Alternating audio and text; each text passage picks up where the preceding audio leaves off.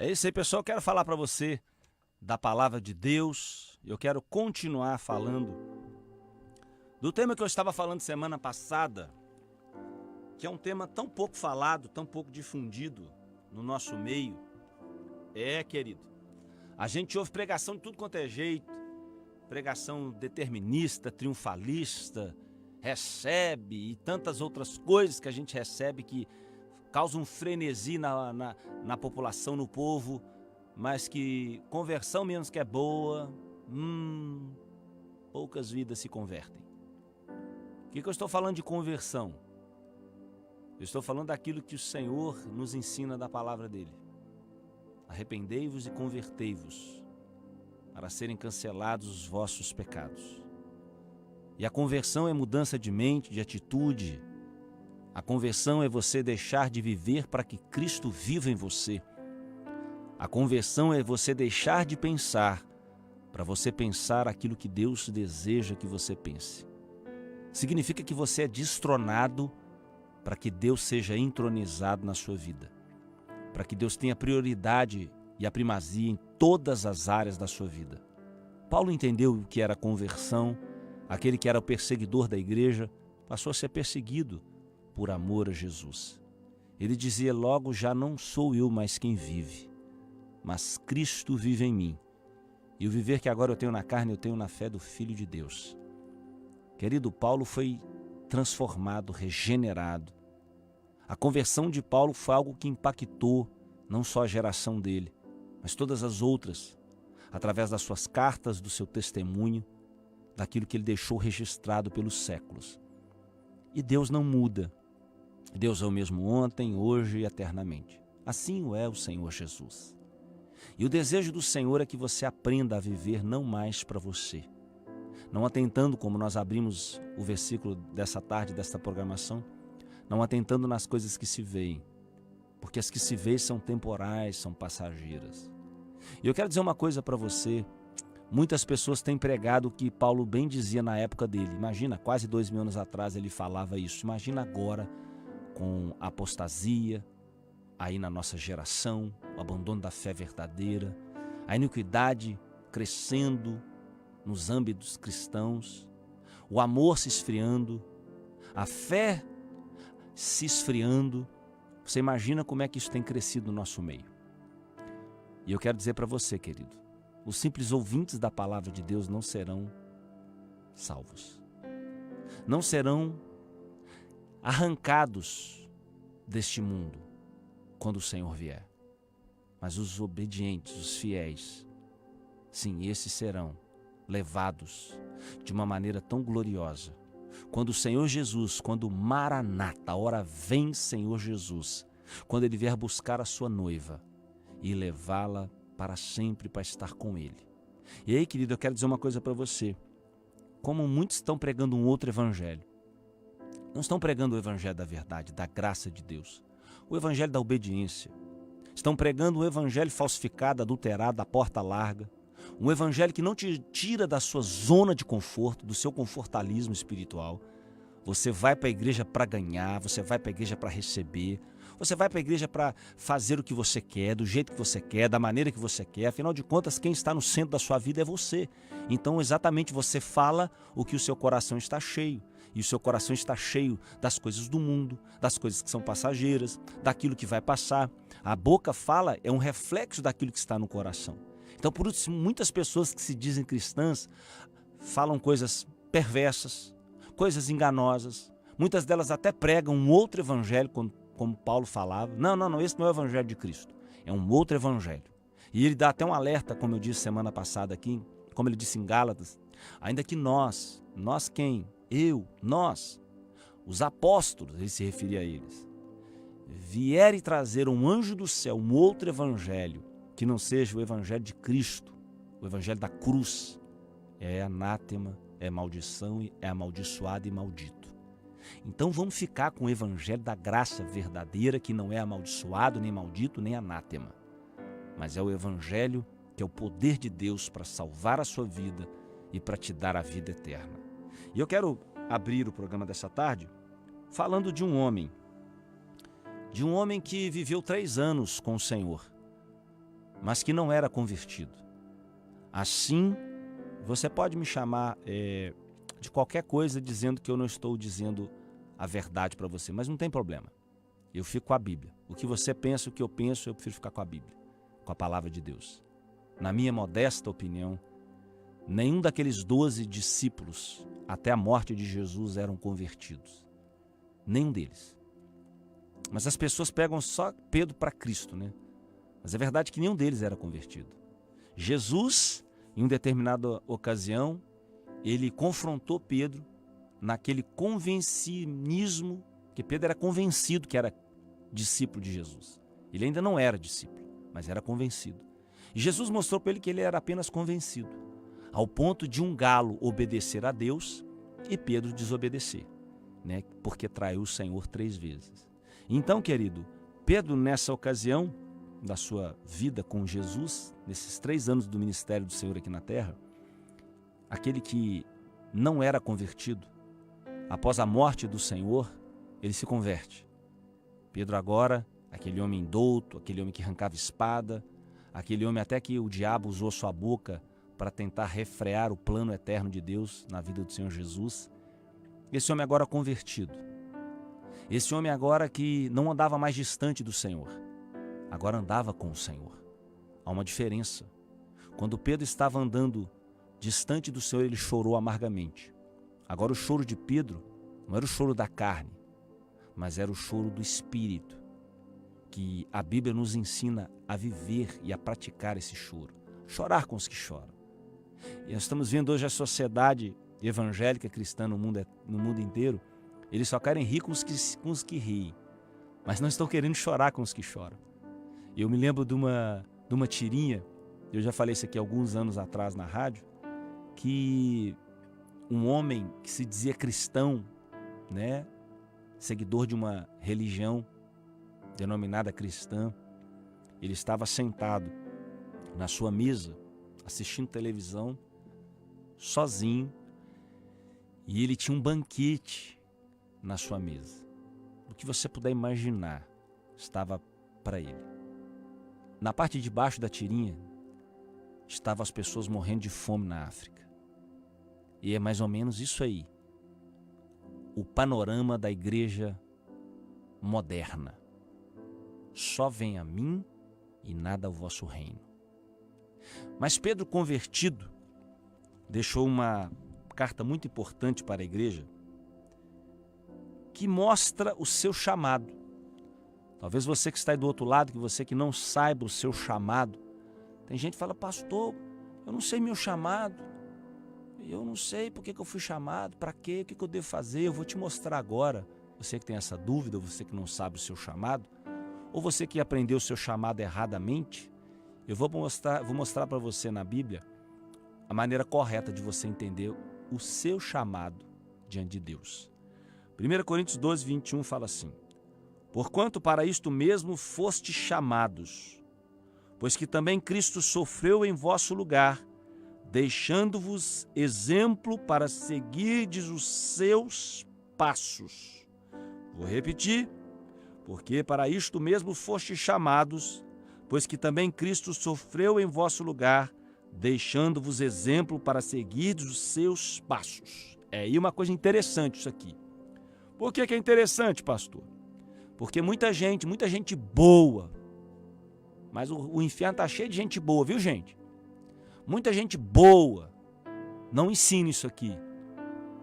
Não ensina que o seu chamado foi para você sair das trevas, se converter para a maravilhosa luz que é Jesus, Ele é a luz do mundo. E o seu chamado, especificamente, é agora você sofrer por Cristo, sofrer pelo Evangelho. Querido, em nome de Jesus, para de viver um faz de conta. Nós estamos vivendo hoje uma geração de faz de conta que eu sou salvo, faz de conta que o meu nome está no livro da vida, faz de conta que eu sou seguidor de Jesus, que eu sou cristão, mas as obras destas pessoas condenam as suas falácias. Falam uma coisa, mas não vivem.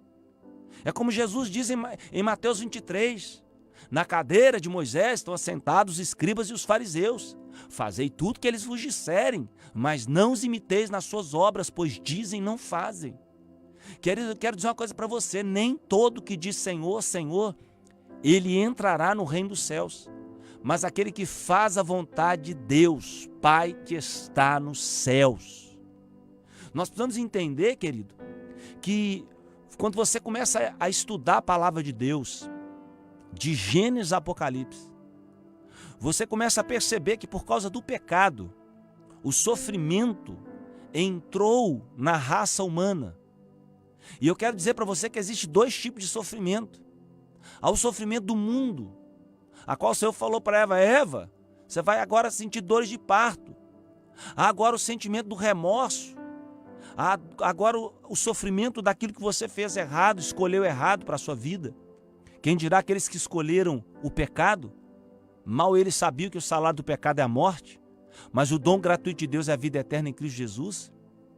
E ao sofrer por Cristo, se você pegar de Gênesis a Apocalipse, a Bíblia vai ensinar você que o sofrimento é a escola do discipulado de Deus. Se você olhar para pessoas como José, que passou 14 anos da sua vida sofrendo, você vai entender que a Bíblia diz que quando você passar pelo fogo, é necessário você passar pelo fogo, pela fornalha da aflição, porque você vai sair de lá muito melhor, eu te garanto, querido. Não fuja da provação, mas você, para ser aprovado, você primeiro precisa ser provado. Para ser aprovado, tem que ser provado, querido. E tem gente que está querendo na faculdade religiosa da nossa geração tirar essa matéria do currículo cristão, e é impossível. Se você quer andar nas marcas de Jesus, tendo as marcas dele, nas pisadas dele, você vai sofrer sim. Não há como fugir dessa retórica. Eu me lembro de Hebreus, agora falando de Moisés, que o livro de Hebreus capítulo 11 diz que Moisés preferiu ser maltratado com o povo de Deus, tendo as riquezas do sofrimento de Cristo, do que ter por algum tempo o gozo do pecado. Ele era o segundo, gente, na lista para ser faraó, príncipe do Egito, do maior império que já existiu na face da terra até aquela geração. Ele tinha um mundo aos seus pés. Eu não estou falando que ele era rico. Eu não estou comparando ele e ser, por exemplo, filho do presidente dessa nação, do homem mais rico desse mundo. Não, isso é fichinha perto do que Moisés era. E Hebreus 11 diz que Moisés preferiu ser maltratado, sofrer por amor a Cristo, do que por algum tempo ter o gozo do pecado. Ele foi jogado no deserto e deixou o palácio para trás. Querido, eu digo para você de todo o coração, é preferível você estar passando um deserto com Deus do que você estar deitado na cama de um palácio e Jesus do lado de fora batendo na porta para tentar entrar na sua vida. E as riquezas não vão deixar, porque o amor ao dinheiro é a raiz de todos os males. Fuja da aparência do mal, querido. Principalmente você que está aqui na América. Cuidado com o dinheiro, cuidado com o dólar. Ele já derrubou muitos e vai derrubar muitos que não estão vigiando. Cuidado, você que mora em Massachusetts, esta placa, Spirit of America, cuidado com o espírito da América, que é a avareza, que é a ambição, que é querer ter, ganhar, adquirir. Querido, e a Bíblia fala para a gente ter tesouros no céu, não fala para ter tesouros nessa terra. Pastor, o senhor está pregando o evangelho da miséria? Não, querido. Eu estou pregando o evangelho da verdade. Doa quem doer, goste quem gostar. A porta é estreita, o caminho é apertado, poucos vão passar. Jesus deu uma última recomendação, esforça para você passar. E a palavra de Deus diz, tendo com que você comer e vestir, esteja contente. Porque os que querem ficar ricos caem em ciladas perniciosas, malignas, que afundam o homem na ruína e na perdição. Eu prefiro ficar com a Bíblia. Vamos ficar com a palavra, para a gente não errar o caminho. O que está acontecendo hoje é que as pessoas elas não querem sofrer por amor a Jesus e o Evangelho e vão sofrer eternamente. Diga-se de passagem a passagem do rico e do Lázaro. Um temia a Deus, era miserável, pobre. O outro era riquíssimo, se vestia de linho de púrpura, finíssimo. E a Bíblia diz que um morreu, foi levado. o outro morreu e foi sepultado. Já começou aí, querido. Um viveu a vida em sofrimento, o outro viveu a vida na alegria da carne, nos prazeres dessa carne. Lembra que Eclesiastes diz? É melhor você estar na casa do luto que na casa da festa, do banquete, porque na casa do luto você vê a realidade da vida. A alegria não, você vê só engano, só prazer. E as pessoas vivem de festas em festas dessa geração, como se elas não fossem partir dessa terra, como se elas não fossem prestar contas a Deus. Querido, o sofrimento faz parte da vida daquele que tem a Deus. Diga-se de passagem, Jó, que é uma referência de sofrimento na Bíblia. A paciência dele, o amor a ele, que ele tinha a Deus, o amor que ele tinha ao Senhor, melhor dizendo. Ele sofreu, perdeu tudo, perdeu a sua família, seus filhos, perdeu toda a sua dignidade, começou a se raspar com um caco de telha. Ele só não perdeu a sua fé. Ele sabia o que ele dizia. Eu sei que o meu Redentor vive e que por fim ele se levantará da face da terra. Ele não desistiu, ele não parou. Ele não teve um espírito de autocomiseração, de autoflagelação, de automutilação, dizendo, meu Deus, por que o Senhor deixou isso acontecer? Não, querido. Ele podia até não entender o porquê, mas ele confiou em Deus. Ele dependeu de Deus no pior momento da vida dele. E diz a Bíblia que Deus mudou a sorte de Jó. E o segundo estágio dele foi muito melhor do que o primeiro. Sabe por quê? Porque ele passou pela fornalha da aflição. Nós precisamos passar por ela de vez em quando. Sabe para quê? Para a gente baixar a nossa bola. Querido, tem muita gente que acha que é boa no nosso meio. E Jesus já deu o recado. Bom, só tem um, o Pai. Então, querido, larga a mão de ser bobo. Larga a mão de achar que é melhor do que os outros. Porque nós somos tudo farinha do mesmo saco. Nós vamos voltar pro pó porque a gente é pó. Não anda por esse caminho, não, por essa vereda de engano. Porque a Bíblia diz, o profeta Isaías diz que todas as nossas justiças próprias são como trapos de imundície para Deus. Eclesiastes diz que não há um justo sobre a face da terra que, quando faça o bem, não peque. Então, querido, tudo é por Ele, para Ele, com Ele.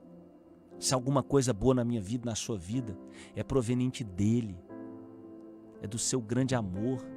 Porque em nós, como Paulo bem dizia, não habita bem algum, é só carne, é vendida a escravidão, miserável homem que sou, quem me livrar do corpo dessa morte, principal dos pecadores. Quando você se aproxima de Deus, você conhece o seu estado, a sua necessidade e a sua limitação, a necessidade de você se humilhar cada dia diante de Deus, para que Ele cresça e apareça na sua vida, para que Ele tome as chaves do controle da sua vida. Mas, querido, para você entender isso, você vai ter que entender a palavra sofrimento. Vamos ter que sofrer. Pedro sabia muito bem essa palavra. E ele ensinou para a igreja o caminho das pedras. Olha só o que está escrito em 1 Pedro capítulo 4, versículo 1. Ora, tendo Cristo sofrido na carne, armai-vos também vós deste mesmo pensamento, pois aquele que sofreu na carne deixou o pecado, para que no tempo que vos resta na carne, já não vivais de acordo com as paixões dos homens, mas segundo a vontade de Deus. Sabe qual é a vontade de Deus, querido? Que você sofra por Ele. Você sabia que todo aquele que nasceu de novo, ele vai sofrer? Foi até por isso que eu disse semana passada, que nós pastores, ou nós cristãos que vamos fazer um convite da graça para alguém aceitar a Jesus, a gente não deveria omitir a verdade. Olha, você quer aceitar Jesus? Você quer sofrer por Jesus? Você quer morrer por Jesus, se for necessário? Porque você dá uma história, dá uma lida na história da igreja, e você vai ver, um foi apedrejado, o outro foi cerrado do meio, o outro foi para uma ilha com quase 90 anos, ser escravo, quebrar pedra, o outro foi morto na arena de leão, o outro foi morto a fio de espada, E a igreja inteira passou por sofrimento. E estão querendo tirar essa palavra da igreja moderna. Não há como a gente tirar essa palavra da verdadeira fé. A igreja verdadeira, ela é consciente do sofrimento. O que Pedro está querendo dizer aqui, olha, se Jesus sofreu, você precisa se armar desse pensamento. Porque você tendo esse pensamento e tendo a mente de Cristo, você vai vencer as provações. Você vai ser um obreiro aprovado. Você vai vencer as ciladas de Satanás. O pecado que tão de perto te assedia. Você vai vencer o seu velho homem, matar a sua velha natureza. Isso tudo, gente, é através do quê? Do sofrimento. Você vai perder amigos por causa de Jesus. Eu sempre digo que eu tinha os melhores amigos de Belo Horizonte.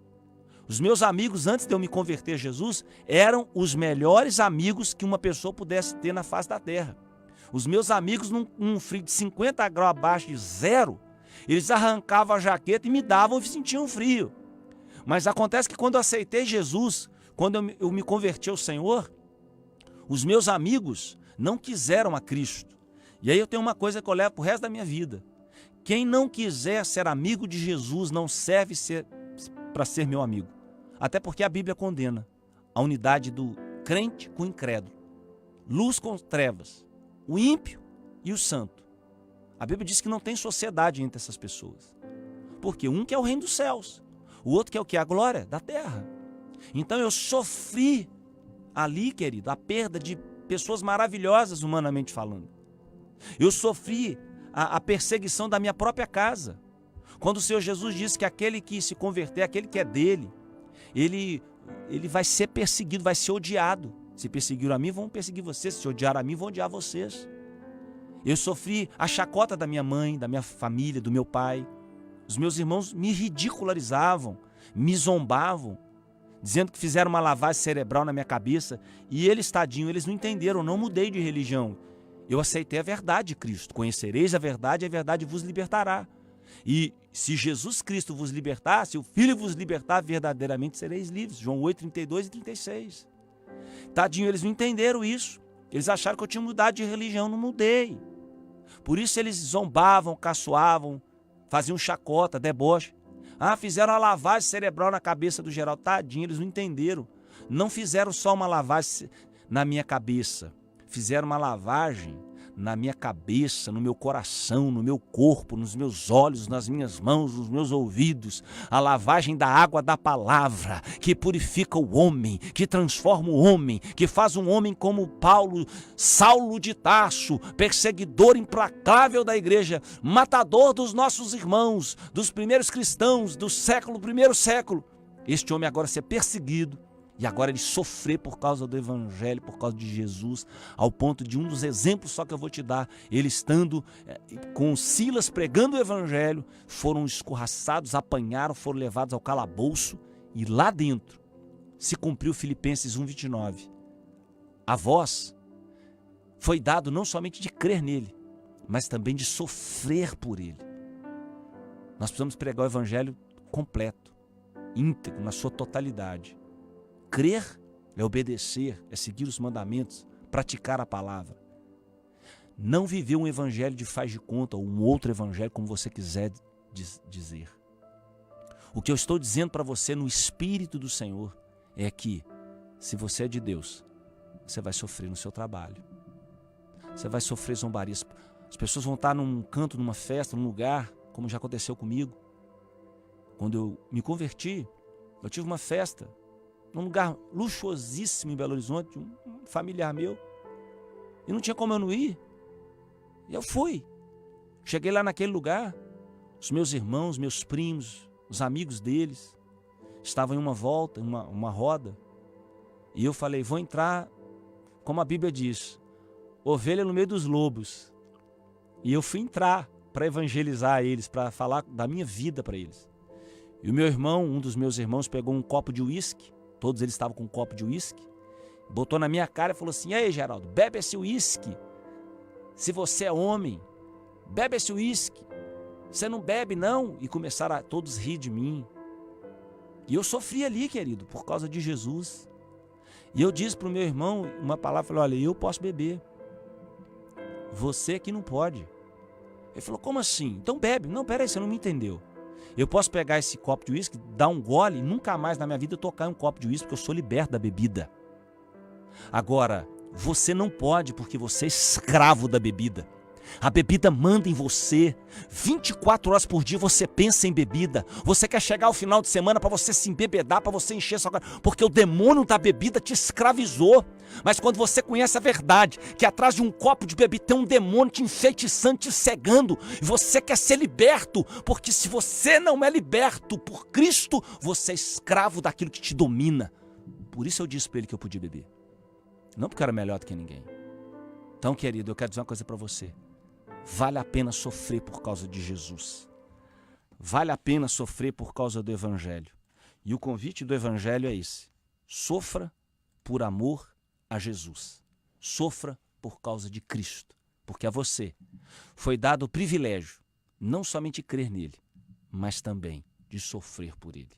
Senhor, em nome de Jesus, que vidas agora através da tua palavra sejam alcançadas, tocadas, libertas pelo poder que há no nome e no sangue do teu Filho Jesus, é que nós oramos em nome de Jesus. Vai tremer. Dia 19 de abril, sexta, às 7h30 da noite. Você não pode perder. Segundo louvor, na Vertical. Será uma noite de adoração inesquecível, com participação de várias bandas e cantores. Church of Christ Peabody, Comunidade Resgate Denbury. Segundo louvor na Vertical.